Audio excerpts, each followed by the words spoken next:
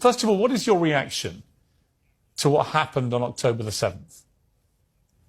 Oh, it was terrible, of course. I mean, we kind of get our news kind of also secondhand because, you know, my wife's family, they live in Gaza. They have cousins and uncles there, and their house also was bombed.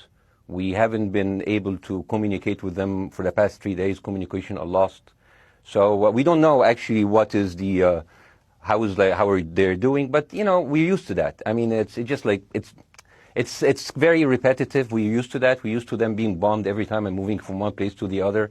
You know, it's just like those Palestinians, they're very dramatic. Israel killing us. But they never die. I mean, they always come back. You know, they're very difficult to kill, very difficult people to kill. I know because I'm married to one. I tried many times, couldn't kill her. So if you look to this graph, for example, this is the death of Israeli and Palestinians, and it's changing from 1 year to year. It's like fluctuating like crypto. So my question is today, what is the going rate today for human lives? I mean, 2014 was a great year for Ben Shapiro. 88 Israelis were died, and there was 2,329 Palestinians killed on the other side. That is one Israeli for 27 Palestinians. That is a very good exchange rate. What I'm saying is, what is the exchange rate for today? So you guys will be happy. That's my question. Well, it's not me. It's not me, guys. I'm not on either side. No, not you. Like when I say you guys, I say like the people on the other side of that. I know that you don't think like that, Pierre. You're one of the good guys. But let me tell you something. I mean, the reason that I'm using this is that, I mean, I can't remember what happened in 2014, and there was no music festival, but there must be something. I mean, they must do something. It is their fault. It has to be something. I mean, 2018, 300 Palestinians died. Who's counting, you know?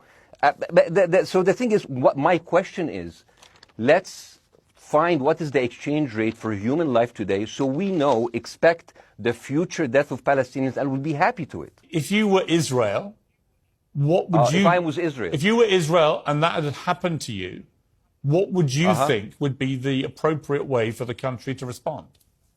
I would do exactly like Israel did, kill as many people as possible since the world is letting me do it. I mean, I can do it because I can. You know, but the thing is, you know what? I agree with you. And you know what? I'm going to be even ahead of you because I see the question coming. Do you condemn Hamas for the atrocity? Yes, I condemn Hamas. I condemn Hamas. Hamas is the source of all evil. They're a reason for everything. And you know what? Let's, for a minute, imagine a world without Hamas. Right. What will this world look like? Let's give this word a name. And let's name this word the West Bank. Hamas has absolutely no control in the West Bank. And since the beginning of this year, only through August, 37 Palestinian kids were killed. No music festival, no paragliding, no Hamas. Since the occupation of the West Bank, 7,000 Palestinians were killed.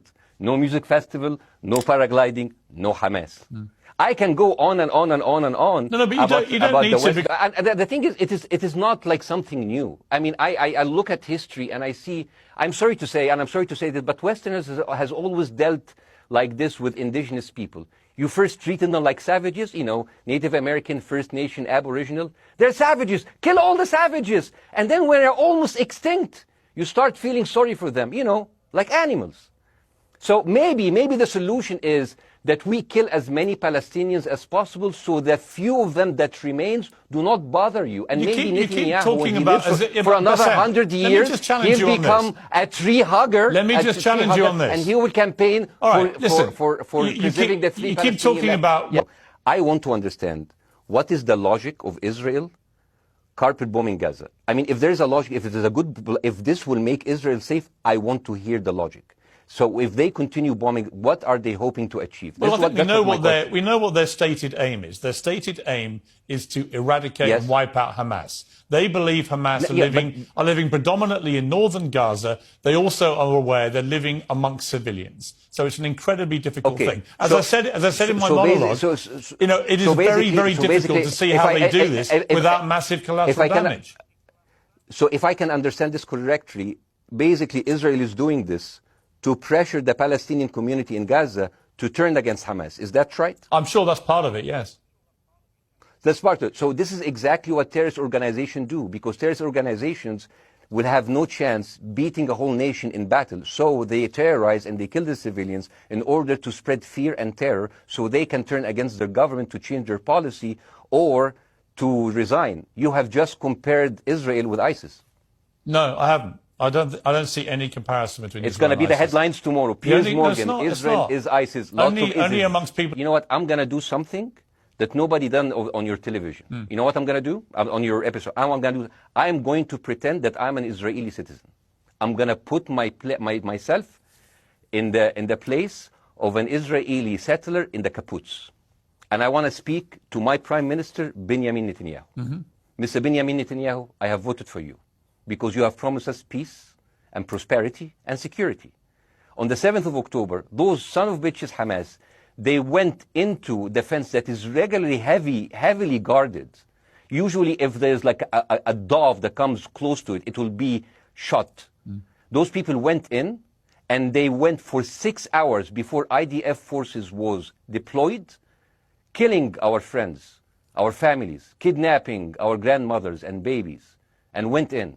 I want to ask you, Mr. Prime Minister, after you have fractured the Israeli community and you have fucked our courts, our Supreme Courts, what are you doing with the money being given to you, to the United States? Also, you are carpet bombing Gaza with absolutely no regard to our hostages, our people. I heard a rumor in the kibbutz that you're doing that you let that happen as an excuse to carpet bomb Gaza, so you push them into Sinai. And I didn't believe it. It's like, not my Prime Minister. He can never do that. And then I watched an interview for Danny Ayalon. He was your chief advisor. He was also the Israeli ambassador to the United States. And you know what he said, Mr. Prime Minister? He said that the solution for those Palestinians is to go into a vast land of Sinai and live into tent cities temporarily, temporarily, wink wink, until we build Gaza again, and then we invite you back. يعني عبط احنا بقى. يعني فاهمني؟ We've seen this movie before. So يعني, and when I saw this, I couldn't explain to my fellows in the kibbutz, how come our Israeli government is trading human lives for another piece of land? So as an Israeli citizen, I need to hold my Israeli government accountable. The thing is, this is the problem. Israel always victimizes itself, and I have never seen a victim putting their oppressor under siege and bombing them 24/7. Israel wants you to believe that they are the victim. Dealing with Israel is so difficult. It's like being in a relationship with a narcissistic psychopath. He fucks you up, and then he makes you think it's your fault. All right, you look at Israel as Superman, but they're really Homelander. Wallah, they are shooting fish in a barrel, and they are annoyed with the splashes. The question is, how can you justify the killing in the West Bank where Hamas does not exist? And if the disproportionate response during over all of these years have actually worked, what will be new this time that did not happen before? I just want to. That was my question. Okay, that was my question. I'm gonna. Okay. So now, if I ask the question, can I say something on my side? Well, a little bit personal? Bassem, with respect, a little bit personal. Bassem, with respect, I gave you half the show to have your side. Jeremy's had a lot less time. I'm going to have to. You move want me on. to leave? Bassem, or do you want me to stay? I'm going to have to let you go because we've been on air with you for 40 minutes. Oh, okay. Now. Bye bye. But listen, bye bye. I'd like to talk to you again, and thank you for joining the program. I appreciate it. Oh, by the way, my wife's family is all right, and they sent us a house. It's bombed. It's beautiful. It's going to be a good like Halloween theme. So well, I'm very sorry for what your family are going through in Gaza, and I mean that very sincerely. By the way, I don't know. I don't know I don't know him. By the way, I haven't actually met them. They didn't even come to my wedding. They couldn't because they are stuck in Gaza. Okay. And she never saw them because, Gaza is not a destination. Bassem, as I say, we hear their voices, and it's they die. It's fine. It's fine. Bassem, I wish your family all the very best. Thank you for joining me. I appreciate it. I don't. Thank you.